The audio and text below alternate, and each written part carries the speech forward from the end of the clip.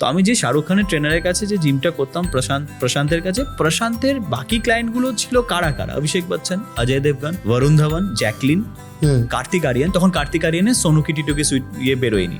আমি জিম করতাম তো প্রশান্তে ফোন আসতো, আরে শাহরুখ ভাই का फोन है। हाँ भाई बोलो, आजा आज 3 बजे शुरू करें। हाँ भाई 3 बजे शुरू करते, अभी मैं करवा रहा हूँ ये। तो बोले किसको करवा रहे हैं? बोला ये एक बेंगली एक्टर है, अंकुश नाम है उसका, करवा रहा हूँ उसको। সবই আমি দেখছিলাম যে ও রাত 2টোয় ডাকছে, রাত 1:30টায় ডাকছে, এই ডাকছে, সব দেখছি এই সময়টাকে। এই সময় কেন জিম করেন উনি?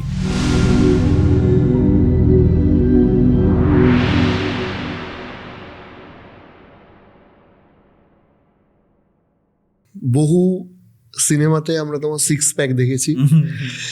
এই যে পার্সোনাল ফিটনেস জার্নি, তুমি মুম্বাইতে গিয়েও ট্রেনিং করেছো, এই ফিটনেস জার্নিটা নিয়ে একটু বলো। মানে অনেকেই, যেমন আমার মতো কিছু লোক আছে যারা চায় যে আমি কাল থেকে ডায়েট করব, কাল থেকে এক্সারসাইজ করব রেগুলারলি, সেই মোটিভেশন রাখাটা কতটা ইম্পর্টেন্ট হয়ে যায়?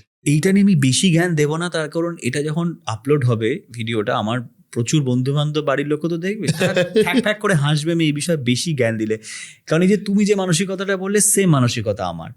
আজ নয় কাল 31 হয়ে যাবে, মঙ্গলবার দিন জিম করতে নেই, অশুভ, বুধবার থেকে শুরু করব। হ্যাঁ, আমি এরকমই, ঠিক আছে। 28 হয়ে গেছে, তাহলে 28 তো মাসটা পেরিয়ে গেল, 31 পর নেক্সট মান্থ থেকে শুরু করি, এরকম। আমি প্রচণ্ড ফুডি, বাট হ্যাঁ এটা ঠিক যে যখন কোনো সিনেমা শুরু হয় বা কিছু হয়, হঠাৎ করে একটা টেনশন শুরু হয়ে যায়, একটা জেদ শুরু হয়ে যায় যে না, নিজেকে ঠিকঠাক রাখতে হবে। তবে সারা বছর মেনটেন করার মতো মানসিকতা আমার বিন্দু মাত্র নেই। কিন্তু যখন আর কিকটাও তখন পাই যখন ওরকম ক্যারেক্টার পাই। আর যখন মনে হয় ধর এই ক্যারেক্টারটাতে বেশি অ্যাবস ফ্যাবস লাগলে তো ক্যারেক্টারটাই ম্যাচ করবে না, ক্যারেক্টারটাই আমি জাস্টিফাই করতে পারবো না, ক্যারেক্টারটা ওরকম নয় যে সারাক্ষণ এক্সারসাইজ করে, তার দরকার নেই, তখন ঠিক আছে। আর যদি ঘর মনে অ্যাকশন সিনেমা বা কিছু করে না করতে হবে, তখন ডেডিকেটেডলি মেনটেন করি। তোমার এই বডি বিল্ডিং যেটা তুমি করেছিলে 6 প্যাক, কতটা টাইম লেগেছিল এগুলো? এটা লেগেছিল তোমার ধরো 6-7 মান্থস লেগেছিল, কিছুটা বম্বেতে, কিছুটা এখানে মিলিয়ে। হ্যাঁ, ওটা তো আমাকে প্রশান্ত সাবন্ত যে শাহরুখ খানকে ট্রেন করে, ফর দ্য পাস্ট 25 ইয়ার্স ধরে ওর ট্রেনারও, সোর কাছে করেছিলাম। মাঝখানে একটা তোমার ছোট্ট একটা ভিডিও ভাইরাল হয়েছিল বরুণ ধাওয়ানের সাথে, রসগোল্লা। এই যে বললাম না আমরা কিছু যে pros and cons of social media and all দিয়ে, তখন কয়েকজন বলেছিল ওইটা নিয়ে, হ্যাঁ বরুণ ধাওয়ান আছে। আরে মানে কি বলবো বলো, মানে আজকে আমি সেই মানুষটার সাথে কষ্ট করে, অত টাকা তো খুব কষ্ট করি ওকে, ওর রেমুনারেশন দিতে হয়েছিল, বাট আমি চেয়েছিলাম যে বেস্ট কারুর কাছে করবো, হিউজ বাজেট, হ্যাঁ করবো। তো ওই জন্যই শাহরুখ খানের ট্রেনার ছিল যে, তো আমি যে শাহরুখ খানের ট্রেনারের কাছে যে জিমটা করতাম প্রশান্তের কাছে, প্রশান্তের বাকি ক্লায়েন্টগুলো ছিল কারা কারা? অভিষেক বচ্চন, অজয় দেবগন, বরুণ ধাওয়ান, জ্যাকলিন, কার্তিক আরিয়ান। তখন কার্তিক আরিয়ানের সোনুকি টিটুকে সুইটি বেরোয়নি, তখন কার্তিক নতুন নিয়ে হচ্ছে। আচ্ছা, কার্তিকের সাথেও আমার তখন খুব ভালো ছিল, হ্যাঁ ছিল তখন কার্তিক হয়নি আর কি, ঠিক আছে। আমার তখন মধ্যে এই ছেলেটাকে চেনা একটা দুটো ছবি করেছে এরকম মনে হতো, এখন তো কার্তিক বড় নাম হয়ে গেছে। আরো কে ছিল? শাহরুখ খান জিমে আসতো না, শাহরুখ খান ওকে মান্নাতে ডেকে নিত প্রশান্তকে, ও শাহরুখকে মান্নাতেই জিম করাতো শাহরুখ খানকে। সো ইনফ্যাক্ট আমার সামনে কতবার শাহরুখ খানের ফোন এসছে প্রশান্তের কাছে, আমি না তখন লোভি চোখে যদি একবার আমাকে ফোনটা দেয়, এবার আমি জিম করতাম তো প্রশান্তে ফোন আসতো, আরে শাহরুখ ভাই का फोन है। हाँ भाई बोलो, आजा आज 3 बजे शुरू करें। हाँ भाई 3 बजे शुरू करते, अभी मैं करवा रहा हूँ ये। तो बोले किसको करवा रहे हैं? बोला ये एक बेंगली एक्टर है, अंकुश नाम है उसका, करवा रहा हूँ उसको। बोले अच्छा ठीक है, करवा ले, 3 बजे आ जा। बोले ठीक है, मैं 3 बजे आता हूँ। ফোনটা কাটলো, বললাম কে গো? বলো শাহরুখ ভাই ফোন করেছিল। শাহরুখ ভাই কে? বলো শাহরুখ খান। কে বলছে? আর ও যে ওকে বলেছে যে অঙ্কুশকে করাচ্ছি, কে? আবার ওটাতেই শান্তি যে ও বলেছে যে একটা বেঙ্গলি অ্যাক্টর আছে, অঙ্কুশকে করাচ্ছি। তো তখন কবে যাবে না, রাত 3টের সময় যাবো, ওই সময়ই করে। হ্যাঁ, ভোর 3টে ওরকম, ওই সময় জিম করে। সারাদিন খেটে খুটে এসে 3টে থেকে 4টে করবে, 3-4 ঘন্টা ঘুমবে, পরের দিন থেকে আবার কাজ। শাহরুখ খান, অনেক গল্প শুনেছি প্রশান্তের কাছে শাহরুখ খানের, আমি একটু শুনবো তোমার গল্পগুলো। Extremely dedicated, he is like god.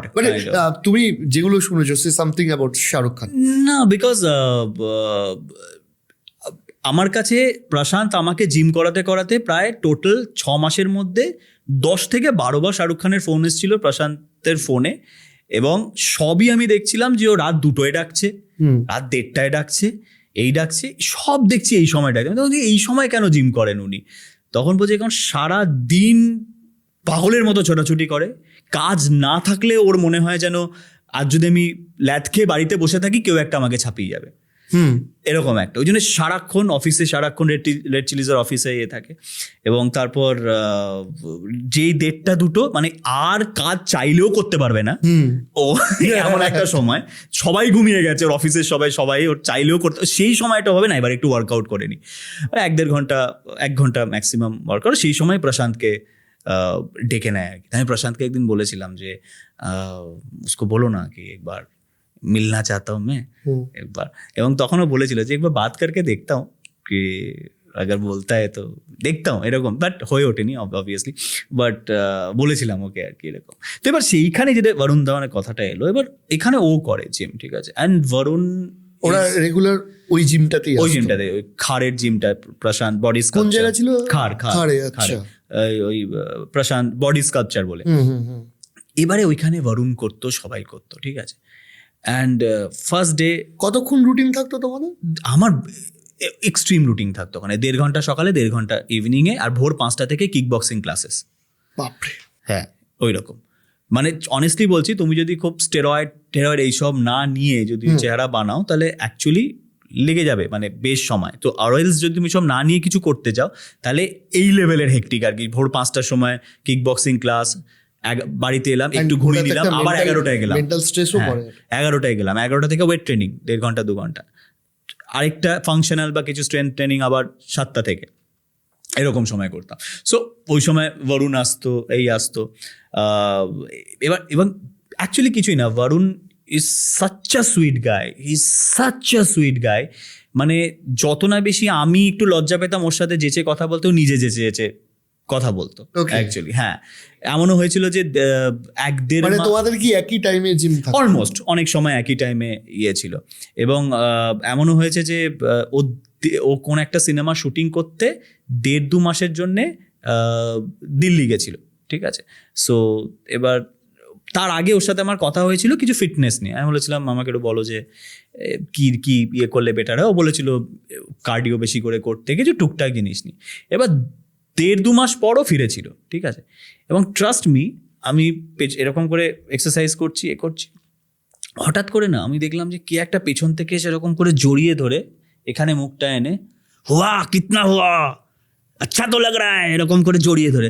আলাম কি দেখছি বরুণ, হ্যাঁ, আরে কব আয়া তুম, আরে আগে আচ্ছা হুয়া, নাইস, পেট উঠা, হ্যাঁ, তখন এরকম পেট উঠা, আরে আর আই abs, this that kind of a sweet guy, is such a sweet guy, মানে এত ডাউন টু আর্থ। তো সেখান থেকে একটা অদ্ভুত বন্ডিং ক্রিয়েট হয়েছিল আর কি। আর এই রসগোল্লার কেসটা এসেছিল তার কারণ হচ্ছে যে আমি ওর জন্যে, প্রশান্ত বলেছিল যে কলকাতা সে রসগোল্লা লেকে আনা। সো আমি রসগোল্লা এনেছিলাম। তো যখন প্রশান্তকে দিতে যাব রসগোল্লাটা ওর চেম্বারে, তখন দেখছি বরুণ আর প্রশান্ত কথা বলছে। তখন ইয়ে চলছিল কলঙ্কের শুটিং। এবার কলঙ্কের যে বুল ফাইটটা ছিল কলঙ্ক সিনেমাটাতে, সেখানে বেয়ার বডি বুল ফাইট এটা ছিল কলঙ্কের শুটিংয়ের সময়। সো ও তখন বলছে ক্যা লায়া হ্যায়, বললাম যে রসগোল্লা। আরে রসগোল্লা কলকাতা সে, তো বললাম খাওগে খানা। তখন বলছে আরে নেই यार, कल वो बुल फाइट का शूट है, एक बेयर बॉडी शूट है, तो अभी नहीं उसके बाद खाऊंगा, तू लेके आ अभी खाऊंगा। তো ওই একটা কথোপকথন হচ্ছে, সেইটা নিয়ে এখন এই ওই হ্যান ত্যান আর গায়ে মাখি না। এই ধরো একটা খুব ইম্পর্টেন্ট জিনিস থাকে, সেটা হচ্ছে যে পার্সোনাল ডিসিপ্লিন, যে কোনো ফিল্ডে সাকসেস পেতে গেলে।